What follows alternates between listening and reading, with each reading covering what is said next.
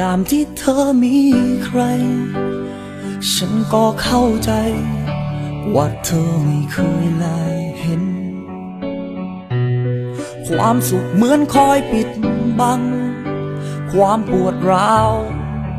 ที่เธอเคยเป็นเธอลืมนึกถึงไปว่าฉันเคยดีกับเธอเพียงไหนวันนี้เธอกลับมาพร้อมกับคำว่าเธอเสียใจกับสิ่งที่เธอทำฉันก็อยากเข้าไปบอกเธออยากจะเข้าไปบอกเธอให้เธออดทนไว้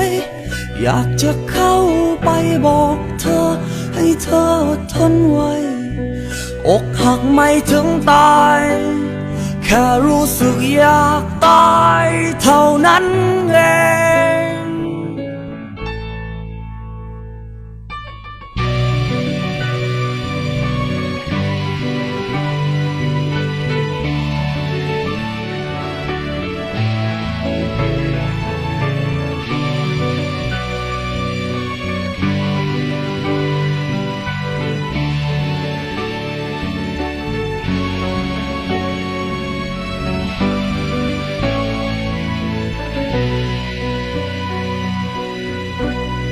ในยามที่เธอมีใคร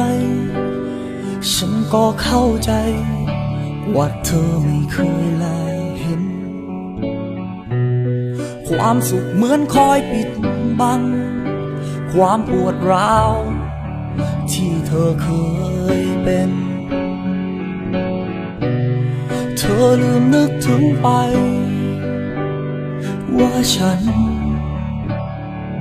เคยดีกับเธอเพียงไหน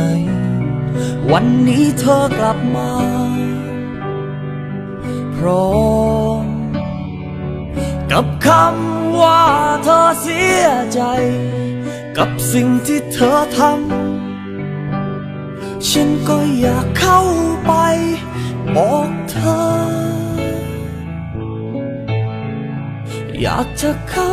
ไปบอกเธอให้เธออดทนไว้อยากจะเข้าไปบอกเธอให้เธออดทนไว้อกหักไม่ถึงตาย